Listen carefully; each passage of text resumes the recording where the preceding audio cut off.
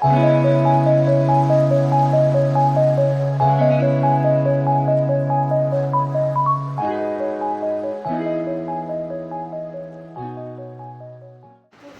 ডের ভিডিওটা আমার একটু পোস্ট করতে আজকে দেরি হয়ে যাচ্ছে। আমার বাবার বিষয়ে কিছু বলতে চাই আজকে আমি। আমার বাবা 2012 সালে 22শে অগস্ট মারা গেছিল। আমার বাবা ছিল ক্রনিক সুগারের পেশেন্ট, মানে আমার জন্মের আগে থেকে আমার বাবার সুগার ছিল এবং সেই সুগারের কারণে আমার বাবার চোখে কী বলে ওই যে গ্লুকোমা ছিল, মোটা পাওয়ারের চশমা ছিল আমার বাবার চোখে। কানে কম শুনতো, মানে যেটা হয় সুগার থেকে, সুগারের সাইড এফেক্টসের চোখ কান এগুলো সব চলে যায়। আমার বাবার এইগুলো অসুবিধে হতো। আর আমি তখন চাকরি করতাম। আমি বাপিকে বলেছিলাম, আমি বাবাকে বাপি বলে ডাকতাম, বাপি আমাকে বাপি বলতো, আমিও বাপিকে বাপি বলতাম। আর সব বাবার মতোই আমিও আমার বাবার চোখের মনি ছিলাম। তো সব সময় মানে ভীষণ খুশি ছিল আমার বাবা যে আমি যখন চাকরি পাই আমার বাবা খুব খুশি। সবাই বন্ধু বান্ধব বা আমার বাপি যারা ছিল সবাইকে গিয়ে বলতো, ইভেন আমার স্যালারি অবধি ডিসকাস করতো, যেটা নিয়ে আমি খুব রাগারাগি করতাম। আরেকটা জিনিস আমার বাবার উপর আমার খুব রাগ হতো, সেটা হচ্ছে আমি যখন চাকরি করতাম সেই সময় থেকে আমি এই যে রাস্তার কুকুরদের সেবা করার যে একটা সেটার আমি একটা জায়গা পেয়েছিলাম। মানে সেই সময় আমার নিজের পয়সা আর একটা কিছু লোকের সাথে আমার পরিচয় হয়েছিল সেই সময়, যারা তারাও রাস্তার কুকুরদের নিয়ে কাজ করে। তো এই আমার কী হতো, অফিস থেকে বেরিয়ে আমি তারপরে রাস্তার কুকুরদের কোথায় কোন ফোন এলো, কোথায় কোন কুকুর অসুস্থ সেখানে চলে যেতাম, এইসব আমি করতাম। যে কারণে আমার রাতে ফিরতে অনেক রাত হয়ে যেত, কখনো 11টা, কখনো 11:30 এরকম বেজে যেত। তো আমার বাবা খুব টেনশান করতো। আর সুগারের পেশেন্টদের টেনশান করা উচিত না, এখন বুঝি। তখন না, সত্যি কথা বলতে কি, এইটার মানে ওই যে বলে না, দাঁত থাকতে দাঁতের মর্ম বুঝিনি, এটা আমিও তাই। তো তখন বুঝিনি যে বাপির এটাতে শরীরে হচ্ছে, আমার আগে ফেরা উচিত। তখন ভেবেছিলাম যে আমার কাজে কেন বারবার ফোন করে।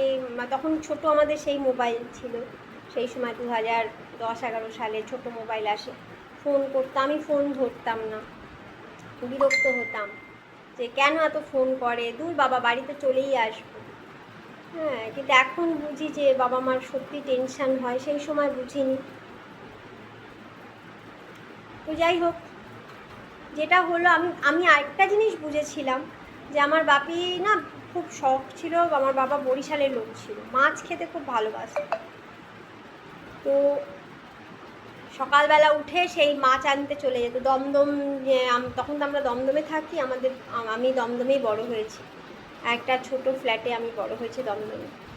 তো আমার বাবা ভোরবেলা উঠলেই 7টা বাজলেই সে চলে যেত বাজারে মাছ কিনতে। আমি বাপিকে অনেক বলেছি, আমি অফিস থেকে ফেরার পথে আমি প্রায় দিনই দমদম বাজার থেকে আমি, মানে যেটা দমদম রোডের ওপর যে বড় বাজারটা, অমৃত বাজার, তো সেখান থেকে আমি মাছ নিয়ে আসতাম। কিন্তু আমার বাবার পছন্দ হতো নিজের হাতে দেখে মাছ কিনে এসে। মাছ আর চাল, এই দুটো জিনিসে আমার বাবার খুব ফ্যাসিনেশন ছিল। তো আমি বাপিকে বলতাম যে দমদমে আমাদের যে রাস্তা খুব সরু, ভীষণ মানে কনজেস্টেড আমাদের এলাকা, প্লাস ওখানে খুব স্পিডে মানে রিক্সাগুলো যায়। আমি বারবার বারণ করেছি, তুমি যেও নাই ভাবি, আর যদি যাও কাছে আমাদের একটা কদমতলা বাজার আছে দমদমে, যারা দমদম এলাকার লোক জানবে, পূর্বশীতি এলাকায় কদমতলা বাজার, ওখান থেকে আনো না, ওখানে দাম বেশি, ওখানে ভালো জিনিস পাওয়া যায় না, মেন বাজারে যাবে। এবং ওটাতেই আমার বাবার বিপত্তি ঘটেছিল। ওই মেন বাজারে যেতে গিয়েই দমদমে যে ওভারব্রিজটা আছে, মানে ট্রেনের লাইন আছে নিচে দিয়ে যায়, যেটা কী বলে সাবওয়েতে আমার বাবা চোখে দেখতে কম পেত। ওখানে ওই যে সব ভিখিরিরা শুয়ে থাকে, হ্যাঁ, ওইখানে ওদের সঙ্গে ধাক্কা লেগে আমার বাবা পড়ে যায়। এটা হয়েছিল মে মাসের ঘটনা। আমার বাবা পড়ে যায় এবং এটাই আমি আশঙ্কা করতাম যে একটা কিছু অ্যাক্সিডেন্ট হবে, তুমি যেও না, অনেকবার বলেছি, আমার বাবা শুনেনি। লোকে ওখানকার লোকজন চেনে, সবাই মিলে ধরে রিক্সা করে বাড়িতে এনে পৌঁছে দিয়ে যায়। তারপরে এক্সরে করে জানা যায় আমার বাবার ফিমার বোন ভেঙে গেছে। এবার আমার বাবার আরেকটা ভুল ছিল, সে কোনোদিন মেডিক্লেম করেনি। আর আমিও এই ব্যাপারটা জানতাম না, আমাকে দিয়ে এলআইসি করিয়েছে, আমি তখন আমার এলআইসি আছে, কিন্তু মেডিক্লেম যে কী জিনিস আমি জানতাম না, করেও আমার বাবাও করায়নি সেই সময়। তারপরে কোথায় যাব কী করব কিছু জানি না, কিন্তু একটা জিনিস আমার মনে হয়েছিল যে হাড় ভেঙেছে, ফিমার বোন ভেঙেছিল আমার বাবা। হাড় ভাঙার জন্য মানুষের তত বড় কোনো ব্যাপার নয়, এটা ঠিক হয়ে যাবে, এরকম আমার একটা ধারণা ছিল। তারপরে অ্যাপেক্সিস বলে একটা হাসপাতাল আছে, সেখানে আমার বাবাকে একজন ডাক্তার, আমি আর নাম নিতে চাই না, সেই ডাক্তারের কাছে দেখানো হয়। সে বলে অপারেশন করে ওখানে প্লেট বসবে এবং ঠিক হয়ে যাবে, কোনো অসুবিধে নেই। সেই সময়কার সময় 25-30 হাজার টাকা এরকম চেয়েছিল। তো আমি রাজি হয়ে যাই। হ্যাঁ, আমি ডাক্তারবাবুকে বলি যে আমার বাবার কিন্তু সুগার আছে, সুগার নামিয়ে বলে না না ওগুলো কোনো অসুবিধেই হবে না, করে ফেলবো, কোনো প্রবলেম নেই। আমরা কিন্তু জানিয়েছিলাম সুগার আছে আমার বাবার, কিন্তু সে সুগার না কমিয়ে আমার বাবার অপারেশন করে ফেলে, এবং তার ফলে যেটা হয়, আমার বাবার 3 মাস ধরে ওই স্টিচ কোনোদিন শুকায়নি, ওই স্টিচ দিয়ে রস গড়াতো। আমার বাবা ভীষণ কষ্ট পেয়ে, অ্যান্টিবায়োটিকের ওভারডোজ হয়েছে, স্টিচ শোকায়নি। ওই স্টিচ বিভিন্ন হাসপাতালে আমরা করিয়েছি, স্টিচ আর কোনো দিন শোকায়নি, এবং ওটা ইনফেকশান হয়ে যায়। এবং একদিন অগাস্ট মাসে 2012 সালে আমার বাবা হার্ট অ্যাটাকে মারা যায়। আমার বাবার হার্টের কোনো প্রবলেম ছিল না, ও অ্যান্টিবায়োটিকের ওভারডোজ বা এসবের কারণে হবে হয়তো যে আমার বাবার হার্ট অ্যাটাক এসে যায়। আর ভীষণ রোগা হয়ে গেছিলো, মানে ইনফেকশান গায়ে ছড়িয়ে গেছিলো, এবং এই 3 মাস বিছানা থেকে উঠতে পারতো না। তারপরে বিছানা হাগু পটি সব করে ফেলতো, আমি সেগুলো ক্লিন করতাম। একটা মাসিও রাখা হয়েছিল, মাসিও ঠিকমতো করতো না, করতাম আমি অফিসে যাওয়ার আগে একবার পরিষ্কার করে দিয়ে যেতাম, আবার অফিস থেকে এসে করতাম। যতটা সম্ভব পেরেছি করেছি, কিন্তু আমার মা কোনো দিন সেভাবে এগুলো ধরেনি, ওষুধপত্র খাওয়াতো, কিন্তু স্টিচ আমার বাবার আর কোনো দিন শোকায়নি। সুগারের পেশেন্টে যা হয় আর কি। আমার বাবা চলে গেল, বাপি চলে যাওয়ার পর বুঝতে পেরেছি যে বাপি কি ছিল আমার মাথার ওপরে। কত রাগারাগি করেছি, কত ঝগড়া করেছি আমার বাবার সাথে, কিন্তু বাপি চলে যাওয়ার পরে যেখানে যেতাম বলতো শাহাদা, আমার বাবাকে শাহাদা বলতো সবাই। শাহাদা যখনই আসতো শুধু মনা, আমার কথা, মানে আমাকে মনা বলে ডাকতো, মনা মনা মনা এই করেছে, মনা সেই করেছে। বাপি জীবনে অনেক কষ্ট পেয়েছে, বাংলাদেশ থেকে এসেছিল 71-এর 2 বছর আগে, আমার ঠাকুরদা বুঝে গেছিলো যে বাংলাদেশে থাকা যাবে না। 71-এ এসেছিল, এসে এখান থেকে একদম শূন্য থেকে সব কিছু শুরু করেছিল। তারপরে আমাদের একটা পারিবারিক একটা ইতিহাস আছে। আমার বাবা প্রথম যে বাড়িটা করে ব্যাংক লোন নিয়ে অনেক কষ্ট করে, একটা সুরেন্দ্রনাথ কলেজে থেকে বিকম পাস করে, ওখান থেকে এসে তারপরে এখানে উষা কোম্পানিতে চাকরি করে। তারপরে পুরো পরিবার, আমার ঠাকুরমা, আমার কাকাদের পিসি সব নিয়ে আসে এখানে। তারপর তাদেরকে রাখার জন্যে সোনারপুরে 1 বিঘা একটা জমি কিনে একটা বাড়ি সমেত, একটা ছোটো পুকুরও ছিল সেখানে, ব্যাংক লোনে কিনেছিল, মাসে মাসে তখনকার সময় যা হয় সেরকম লোন দিত। তারপরে আমার কাকারা, আমার মা বিয়ে হয়ে আসে যখন, আমি জন্মাবো, আমার কাকারা ভাবে যে মানে ওয়ারিশ এসে গেছে বড়দার, তাহলে আমাদেরকে হয়তো থাকতে দেবে না। আমার কাকারা ডিম্যান্ড করলো যে বাড়ি আমাদের নামে লিখে দিতে হবে, বাড়ি ঠাকুরদার টাকায় হয়েছে, কিন্তু যেহেতু ব্যাংক লোনে করেছে সব ডকুমেন্টস ছিল আমার বাবার নামে, তা আমার বাবা কোনোদিনই তাদেরকে বার করতো না, কিন্তু তারা ভয় পেয়ে গেছিল যে ঠাকুরদা, মানে আমি আসছি, মানে কোনো একজন সন্তান আসবে, তাহলে বাড়ি হয়তো আমার বাবা যদি কাকাদের বার করে দেয়। ওরা বোঝেনি যে বড়দা তাদেরকে এত বছর রেখেছে, বাংলাদেশ থেকে এনে তাদের ব্যবসা করে দিয়েছে, আমার কাকাদের, আমার পিসির বিয়ে দিয়েছে, সে তাদেরকে বাড়ি থেকে বের করবে না, কিন্তু তবুও তাদের মনে হয়েছিল যে সন্তান এসে গেলে এরকম হবে। তারপরে আমার মা প্রেগনেন্ট, সেই অবস্থায়, মানে আমি পেটে আমার মায়ের, সেই অবস্থায় আমার বাবা মাকে ওরা ওখান থেকে এমন হুমকি ধমকি মারতে যায় যে প্রাণ বাঁচাতে প্রায় আমার বাবা মা চলে আসে কলকাতায়, মানে এই সাইডে দমদমের এখানে বাড়ি ভাড়া নিয়ে থাকে, এবং আমি এখানেই জন্মাই। তারপর সোনারপুরের বাড়ি যেটা ছিল সেটা আমার মানে একটা সালিশি সভা, সেই সময় সিপিএম আমল আপনারা জানেন, সেই পার্টি অফিসে সালিশি সভায় বলে যে দয়া করে ওদেরকে দু কাঠা করে দিয়ে দাও। 3 ভাই ছিল, 6 কাঠা দিয়ে দেয়, আর বাকি জমিটা বাড়ি শুদ্ধ আমার বাবা বিক্রি করে দেয়। কারণ ওইখানে আমার বাবার ভীষণ ভয় ছিল ওখানে থাকলে আমার কোনো ক্ষতি করে দেবে ওরা। তো সেই জন্য আমার বাবা চলে এলো দমদমে ভাড়া ফ্ল্যাটে। তারপরে ওই বাড়িটা ওদের যখন যেহেতু প্রমাণিত হয়ে গেছে যে ওইটা আমার বাবারই ছিল, কিন্তু আমার বাবা কোনোদিন তাড়াতো না, সবাই সমানভাবেই থাকতে পারতো। কিন্তু ওরা যেহেতু এসব করলো, খুনোখুনির চেষ্টা করলো, মারামারির চেষ্টা করলো, সেই জন্যে ওদেরকে লাস্টে দয়া করে সালিশি সভায় বললো যে ভাই তো যতই হোক ওদেরকে দু কাঠা করে দিয়ে দাও, 6 কাঠা জমি 3 জনকে দিয়ে বাকি বাড়িটা বিক্রি করে দেওয়া হলো। এবং সেই টাকা দিয়ে আমার বাবা পরবর্তীকালে 1992 সালে আমাদের দমদমে আমার যে ফ্ল্যাটে আমি বড় হয়েছি, তার আগে অবধি 10 বছর 81 থেকে 92 অবধি আমরা আরেকটা ফ্ল্যাটে ভাড়া থাকতাম। আমার জন্ম থেকে 92 অবধি ভাড়া থাকতাম। তারপরে 92-এর পর থেকে আমাদের দমদমের নিজস্ব ফ্ল্যাট, ছোটো ফ্ল্যাট। আমার বাবা সারা জীবন খুব কষ্ট পেয়েছে। আমার মায়ের কাছ থেকেও যে খুব একটা, আমার মা ছিল চিরকাল, তার বাবা তার ভাই সেই ঘেঁষা।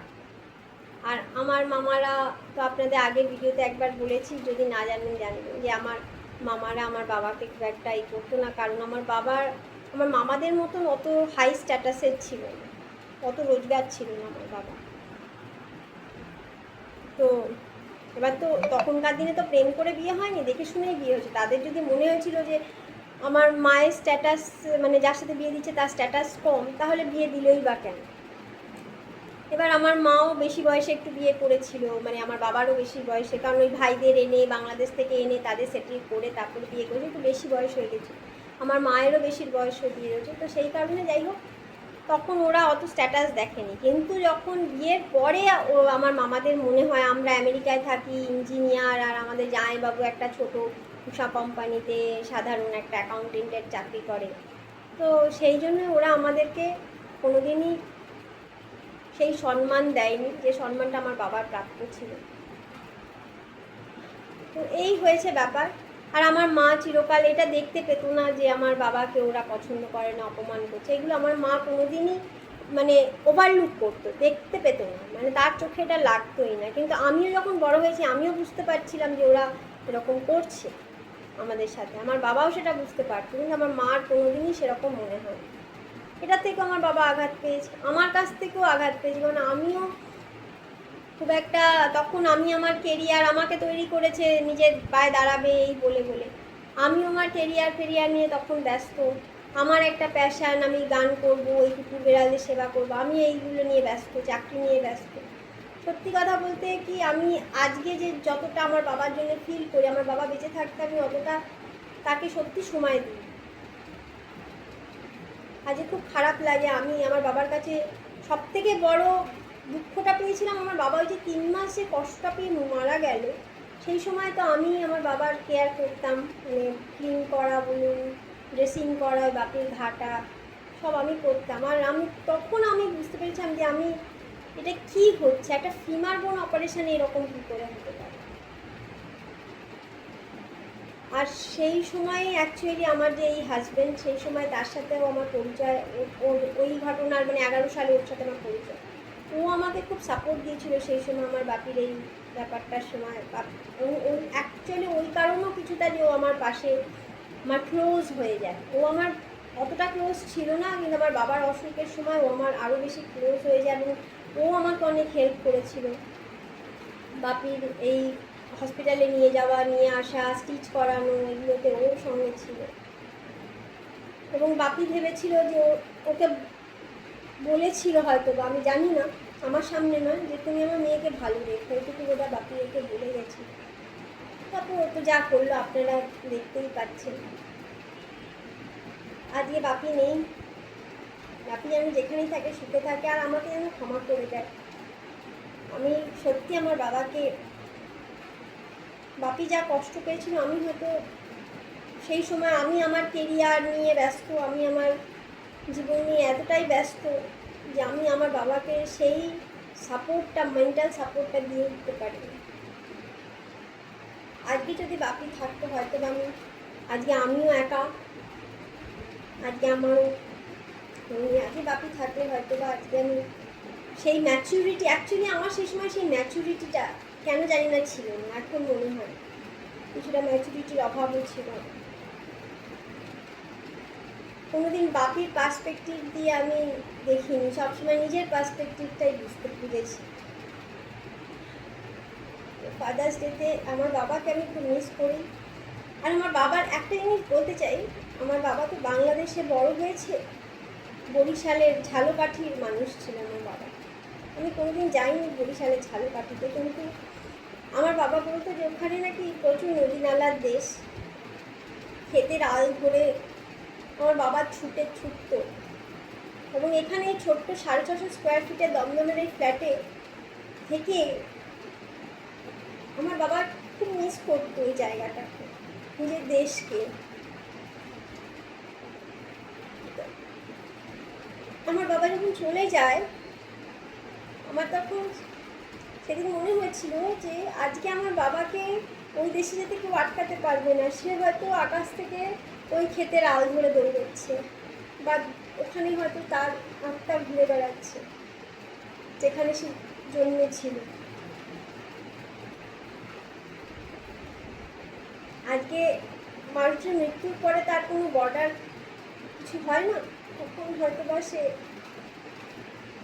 তার মাতৃভূমির কাছে যেতে পেরেছে। আমার বাবা কিন্তু মানে আমার ঠাকুরদা বুঝেছিল যে 68 আমার বাবাকে এখানে পাঠিয়ে দেয়, যে ওখানে বাংলাদেশের পরিস্থিতি ভালো না, থাকতে পারবে। আর আমার বাবা খুব কষ্ট করে অলমোস্ট মানে স্টেশনে, দমদম স্টেশনে এসে নামে বাংলাদেশ থেকে এসে, এবং স্টেশনেই থাকতো একটা সময় সেইখানে থেকে। এবং একটা লোকের সাথে পরিচয় হয় সুবোধ সরকার বলে, সে তখনকার দিনে মানুষও কিছু ভালো পেয়েছিল। সে রোজ আমার বাবাকে দেখতো স্টেশনে থাকে, সুরেন্দ্রনাথ কলেজে পড়তো আর রাতটা স্টেশনেই থাকতো, কোনো ঘর অবধি ছিল না আমার বাবা। ওই লোকটি দেখেছিল, আমার বাবার নোটিশে এসেছিলো বোধ হয় কোনোভাবে, তার বাড়ি ছিল, সে বলেছিল তুমি কী করো। আমার বাবা বলছিল আমি তো কলেজে পড়ি, বাংলাদেশ থেকে এসেছি, বরিশাল থেকে। বলেছি আমার বাড়িতে তুমি ভাড়া থাকো মানে আমি তোমাকে থাকতে দিলাম আমার বাড়িতে। তখনকার দিনে একটু মেস হতো, দমদমে মেস ছিল, তো থাকো আর আমার ছেলে মেয়েদেরকে তুমি পড়াবে, খাওয়া পড়া আমি দেবো। এইভাবে আমার বাবা ওখানে থাকা শুরু করে। ওখান থেকেই আমার বাবা ওদের ওই ভদ্রলোক সুবোধ সরকার তার ছেলে মেয়েদেরকে পড়াতো, এবং ওইভাবেই সে বিকম পাস করে তারপরে উষা কোম্পানিতে চাকরি করতো। তারপর নিজের আস্তে আস্তে ব্যাংক লোন নিয়ে ওই যেটা বললাম সোনার বাড়িতে, এটা ছিল আমার বাবা। তো একটা মানুষ আরেকটা শিক্ষা দিয়ে গেছে আমার বাবা, মেডিক্লেম। এরপরেই বাপু চলে যাওয়ার সঙ্গে সঙ্গে আমি মেডিক্লেম করাই আমার এবং আমার মায়ের, এবং সেটা দিয়ে আমার মায়ের পরবর্তীকালে মায়েরও ফিমার বোন ভেঙেছিল, কিন্তু মেডিক্লেম থাকার দরুন আমার মাকে আমি বড় হসপিটাল মেডিকাতে অপারেশন করাতে পেরেছি। আমার বাবারও যদি করা থাকতো তাহলে হয়তো এই ভুলভাল ডাক্তারের কাছে হাতে পড়তো না, প্রাণটা হয়তো বেঁচে যেত। তাই দুর্ভাগ্য। আমি এই জন্য সবাইকে বলি যে মেডিক্লেমটা অবশ্যই করবেন। আর আমি যেটা বুঝতে পারিনি, আমার বাবার প্রতি যে যতটা আমার কেয়ার নেওয়া উচিত ছিল, আমি সেই কেয়ারটা সেই সময় আমার সেই ম্যাচুরিটি ছিলাম না বলে আমি করে উঠতে পারি। তো আজকে ফাদার্স ডেতে তাকে স্মরণ করি, সে যেখানেই থাকুক আছে সে যেন ভালো থাকে, আর কিছু বলার নেই।